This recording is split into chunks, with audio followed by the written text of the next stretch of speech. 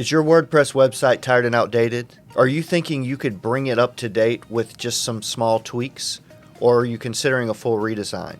Today, we're going to discuss the critical factors to help you make that decision.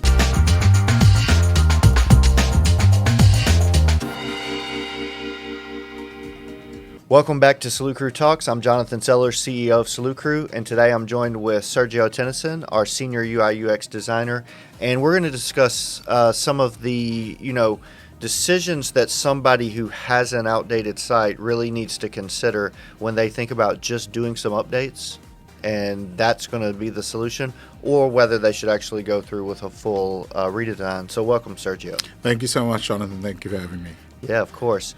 Yeah, so I know most of the time we're doing full redesigns, right? So that's, just to get it out here, most small business sites, I think it makes probably more sense just right away go with a redesign.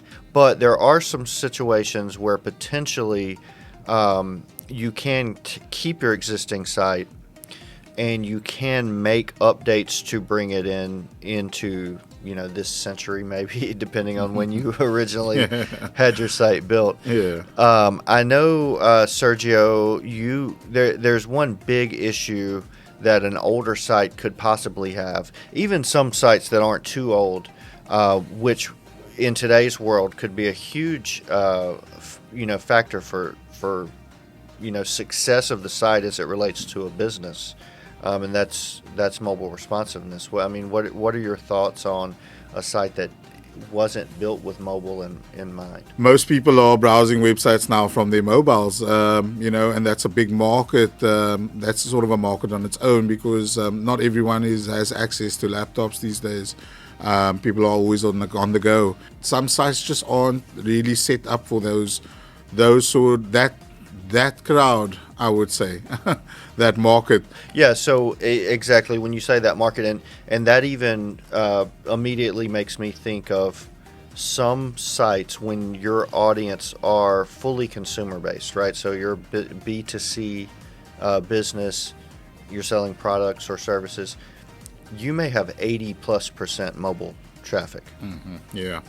So when we have a site someone else has built, and then now the business owner is looking for a new website agency to come in. Is it worthwhile to take that site, those pages that another person has built, and convert them to mobile? Does it even make sense at all?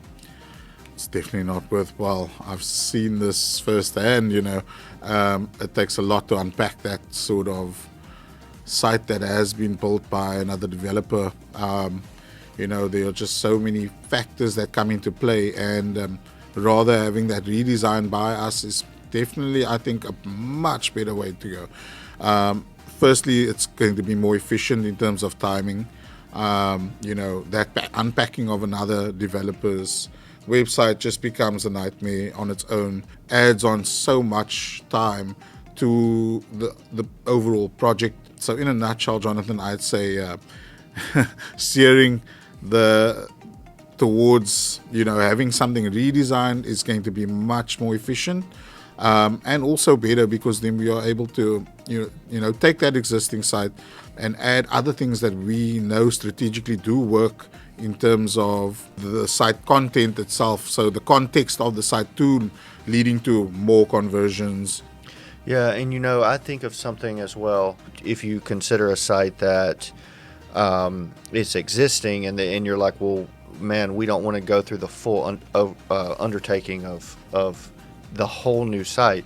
It would be a situation where you have a lot of back-end functionality, and that back-end functionality required a lot of custom integration into the front end. You got to think, okay, now we're going to have to reconnect all these things manually. So maybe in that case, it does make sense. We'll give some updates to the user experience. Like you say, Jonathan, we would definitely give our suggestion in terms of these are the updates we feel that would prove to be quite worthy to the website itself. And in those cases, obviously that company, you would assume, has a lot of traffic and things like that already. So small tweaks and testing can make a big difference. Big difference, definitely. Yeah. Okay, but when we're talking for the small business, a business that offers services, even e-commerce businesses, in many cases, from a time, labor, it's actually going to be much quicker to typically go with a fresh redesign. Yeah. From scratch. And so if someone else built the site and then someone comes in who now uses best practices and could build a site that is super fast, it's following all these best practices, but now they have to come in behind someone else who they don't really know what exactly they did, it's probably never going to reach the performance goals that you could hit. So I've had through the years many clients, maybe they don't understand at all about what we just mentioned, the technical components and things like that. And so they're like, yeah, but I don't understand why I need a whole new site. Like, why don't you just add a landing page onto the site? What do you think about that type of decision? Oh, it could still definitely be to the detriment of a project of that nature because, like you say, there are maybe different technologies that have been used in the stack prior and to us coming on. If it was to be a subdomain, that's maybe another thing. But, that would be a fresh build. But, coming into the same environment and creating it could cause a lot of issues as well. I can foresee. One might be styling issues, conflicts in that sense. There's just a lot of variables that I don't see how that would be quite beneficial to do in that way of coming into the same environment for that website. Yeah. You said something in passing there that I think is more interesting to us and is something we utilize more, which is to use a subdomain. And so let's break down what is a subdomain for anyone who doesn't know. So a subdomain is when you have your main web address. So like in our case, it would be solucru.com. And so a subdomain is when you have something.solucru.com. Yeah. And so if we had like a, landing page.solucru.com. Sign up. Something like that. And there's also something else called subdirectories, which would be solucru.com/landing pages. We now have come to a decision where we typically will just use the subdomain. And you said, what you said is what I want to emphasize here. So you said it's a separate instance. It's a separate WordPress instance. So what that, maybe can you describe what that means and kind of go into a little bit of detail around what that means with a separate instance? Yeah, so what Jonathan means is, an instance is a fresh new install on the subdomain, which operates completely different from the main website, which is sitting on your main domain. And what that allows us to do is to use best practices, basically, with regards to plugins that we might need to utilize to build out this. Let's, for instance, say the landing page. It allows us to really crunch only crucial plugins that we might need to utilize. That, in effect, does affect your speed that we've touched on, performance, and allows us to have just a lot of control over the website. We are able then to just build like different headers or different footers, things like that for the subdomain landing page. Utilize our stack, which is like premium sort of plugins that we utilize that we also used to using. Yeah, overall, you'll just get a better performing website or landing page for that fact. I think a way to visually look at it is you have your site existing here and it has all these problems, right? Yeah. And you're like, hey, I don't understand it. Can you just come in and build me a new page because we're running ads and we're not getting leads, we're not getting customers, whatever the case is.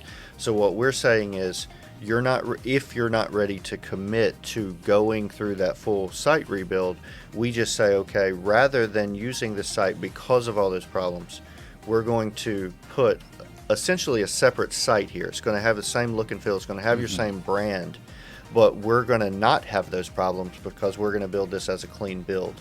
And then when a lead comes in, we still send it to your CRM. It's still, all that stuff still happens, but you now have a much better chance of converting your ads. In the case of the example we're talking about now, and then maybe it helps you become a little more confident in us. So it may be a bridge for somebody who's been burned. We hear this a lot. I've been burned by a web design freelancer, or my nephew messed up my site, or whatever the case is, right? And so that's something we do a lot. And then because it's a subdomain, we can actually, on that same subdomain, we can create unlimited landing pages. So I think we've talked about a couple things here. So I have an old outdated site. I want to just update it. We have to ask ourselves, is the work that's going to go into it worth that, or is it better to just go ahead and start fresh? Yeah. And then now we've talked about a scenario where, yes, but I need something quicker. I'm afraid of the full investment. I'm spending money today. I need a way to get a return on that money quicker. So here's another alternative, right? So I think there are a few things to consider here if you're in that situation. Yeah, no, definitely. So I know as a UI UX designer, you do a lot of wireframes, building out systems of how sites are going to look and things like that. If somebody's doing a redesign or a like editing an existing site, would you use like the same process? I definitely do go through the same process. It just makes the transition so much smoother. We start at the very beginning, the wireframe, the design system. In this case, I could actually maybe even improve basically by utilizing the methods that I use on the overall look of the site. We are looking to improve. Yeah. At the end of the day, we are looking to improve at all times.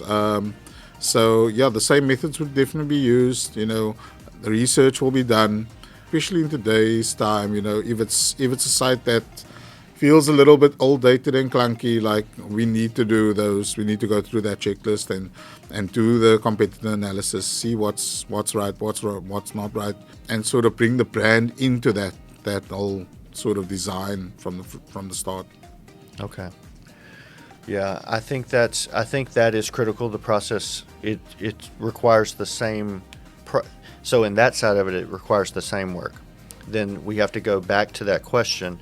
Now, will the back end, the setup of the site, if especially in WordPress, if a theme is used, will this theme now be the best theme functionally? Will we have good performance? We have to ask all those questions to ourselves. So, but the same redesign process goes into account no matter what, and it really just becomes down to is there a reason? Is there something specific where we would have to say, no, it's actually going to be a huge undertaking to recreate A, B, or C. So therefore, let's go through that, produce some wireframes for me, show me some updates. How can we freshen with this same framework? Yeah, no, exactly. Well, thanks for joining me today, Sergio. I know this is an interesting, a little bit of a different topic. Yeah, no, it's only been a pleasure, Jonathan. But yeah, it's been great. Thank you. Yeah. So if you're asking yourself, should I tweak my existing site or should I go through a full, redesign? I hope this helps you consider some of the factors that should be guiding that decision.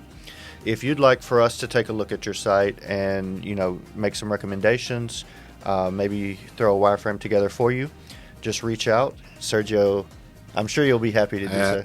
Always happy. Always happy. Well, thanks for watching. If you're still with us, make sure to like and subscribe. If you're on YouTube, please click the bell so you'll get notified when our next video gets posted. And we will see you next time.